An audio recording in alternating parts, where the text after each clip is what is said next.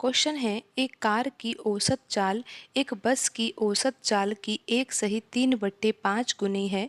एक ट्रेन 23 घंटे में 1150 किलोमीटर की दूरी तय करती है।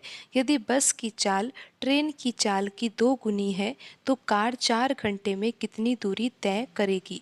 तो यहाँ पर प्रश्न में हमें ज्ञात करना है कि कार 4 घंटे में कितनी दूरी तय करेगी। हमें दूरी ज्ञात करनी है। समय यहाँ पर दिया हुआ है 4 घंटे, लेकिन दूरी ज्ञात करने के लिए हमें चाल की आवश्यकता भी होगी।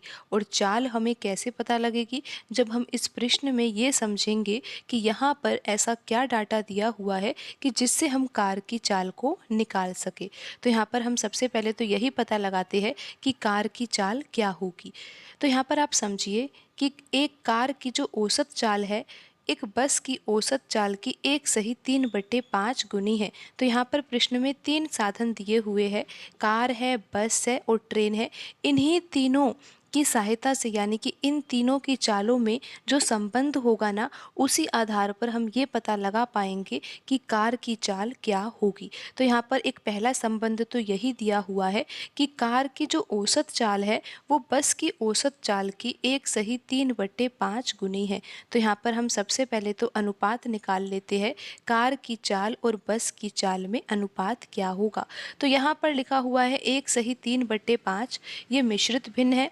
अगर मिश्रित भिन्न को हम साधारण भिन्न में चेंज करें तो ये किसके बराबर होगा, 8/5 के बराबर होगा। तो यहाँ पर हम मान लेते हैं कि जो बस की चाल है वो कितनी है, 5 यूनिट है। और कार की चाल के बारे में दिया हुआ है कि कार की चाल बस की चाल की 1/3/5 गुनी है। तो बस की चाल तो 5 यहाँ पर हमने मान ही ली है, और अब 1/3/5 गुना करना है, यानी कि 8/5 का यहाँ पर गुणा करना होगा, जिससे कि हमें ये पता लगे कि कार की चाल कितनी होगी। तो यहाँ पर 5 से 5 कट जाएगा और कार की चाल कितनी आ जाएगी, 8 यूनिट आ जाएगी।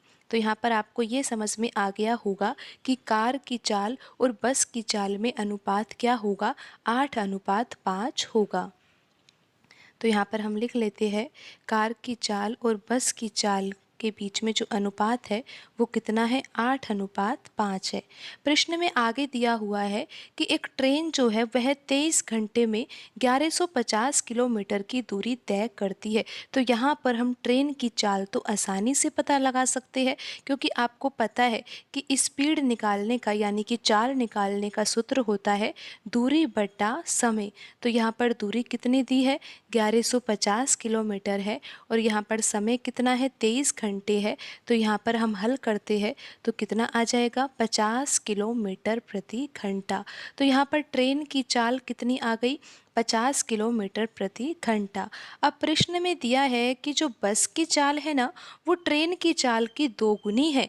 जब यहाँ पर हमें पता लग ही गया है कि ट्रेन की चाल तो यहाँ पर 50 किलोमीटर प्रति घंटा है, तो बस की चाल तो ट्रेन की चाल से 2 गुनी है ना, तो बस की चाल कितनी हो जाएगी, 100 किलोमीटर प्रति घंटा। तो यहाँ पर हमें पता लग गया है कि जो ये 5 यूनिट है ना, इसकी वैल्यू कितनी है, यानी कि जो बस की चाल है वो कितनी है, 100 किलोमीटर प्रति घंटा है।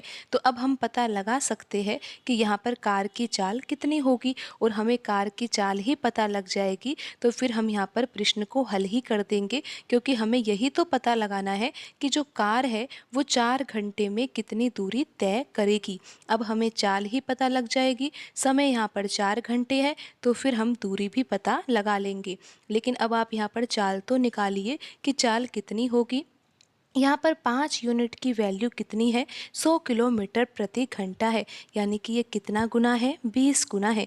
5 में 20 का गुना करेंगे तो कितना आ जाएगा, 100 किलोमीटर प्रति घंटा आ जाएगा। तो यहाँ पर भी हम 20 का गुणा करेंगे तो यहाँ पर कार की चाल कितनी आ जाएगी, 160 किलोमीटर प्रति घंटा।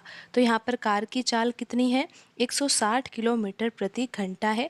हमें ये पता चल ही गया है कि स्पीड कितनी है, 160 किलोमीटर प्रति घंटा है।